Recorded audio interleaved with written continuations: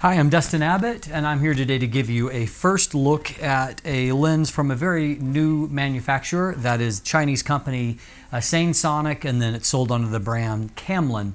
And this is the KamLan 50mm f1.1. And yes, you heard that right, that is f1.1. We're going to jump in and we're going to take a look at the build and the design of this compact lens that is sold in a variety of different lens mounts, including Sony E, which I'm going to look at it on, and on a Canon EF-M mount for Canon M system, and then also it is in a Fuji X, and then finally a Micro Four Thirds. And so this is perhaps the most inexpensive way to get this kind of aperture value on your mirrorless body. So let's take a look at the actual specifications, the build, and what you're going to get for roughly $169 US.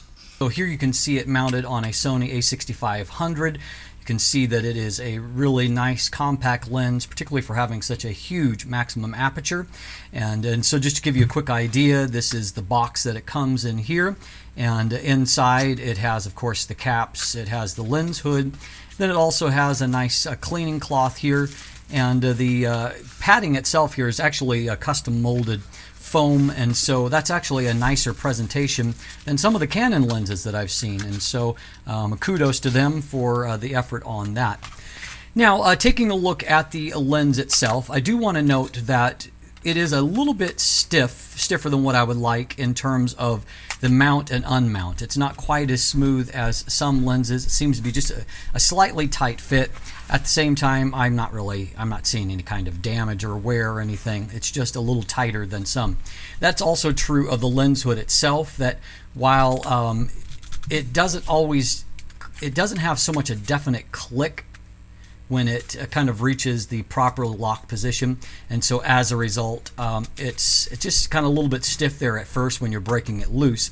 On a positive note, however, although this is a very inexpensive lens, it does include the lens hood, and that's, you know, something to be thankful for, and it does need it to shade that big bunch of glass in the front element there.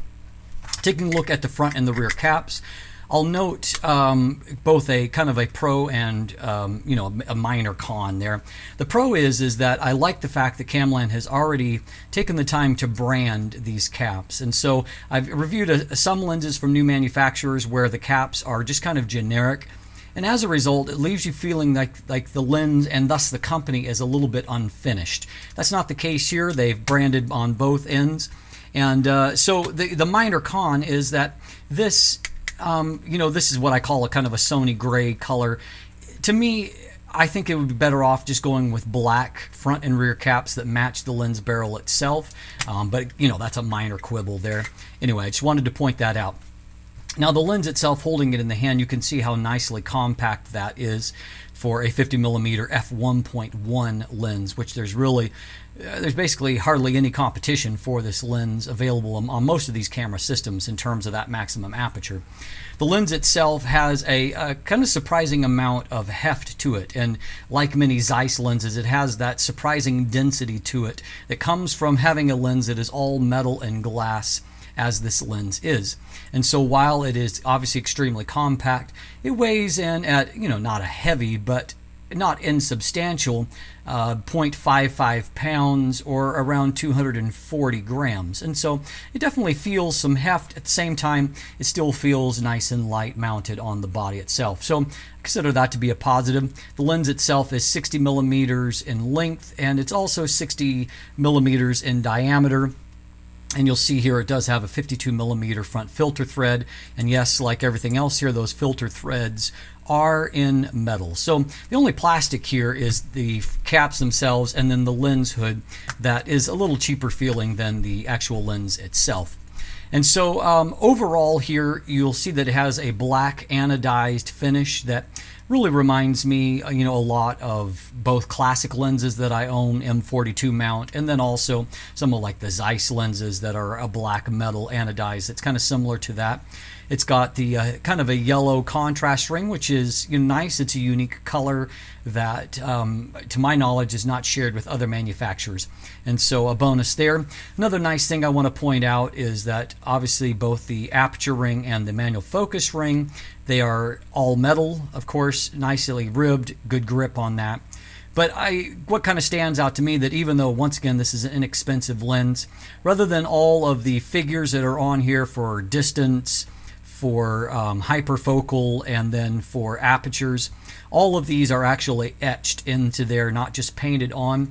And so if you run a fingernail over them, you can feel that there's a detent where they're actually etched into the body. That's just a nice touch that will make it wear longer and make sure that these are not kind of, wearing out in time. So I suspect that this is a lens that will still look pretty much as it does after a lot of years of use, much like some of my classic lenses in my kit. And so all positives on that note. Now the focus ring is it is beautifully damped, and it feels a lot. Again, I'm kind of referring to a lot of classic lenses because this feels like the way that a lot of, say, my Tacumars focus. Very, very nice, very smooth, and I love the the actual physical hard stops at minimum and infinity focus. And as far as infinity focus calibration, I think that infinity arrives a hair before that hard stop, and so just to kind of note that to make sure that you're not just kind of hammering out to infinity and expecting everything to be in focus. Probably is not going to work that way for you, and that may be copy specific. You'll see here that right now I am at kind of minimum focus distance, and so the lens will extend a little bit when you're focusing down towards minimum focus. So at infinity, it's fully retracted. At minimum focus, which in this case is a half a meter, so a little right around 19 inches, somewhere in that range, you'll find that infinity focus, or excuse me, minimum focus is. The magnification figure is not really all that fantastic. It's a lot like many other 50mm lenses, to where it's going to be in the 0.13 times magnification range, and I don't know that figure from the manufacturer. I'm kind of just going off of my familiarity with lenses like this.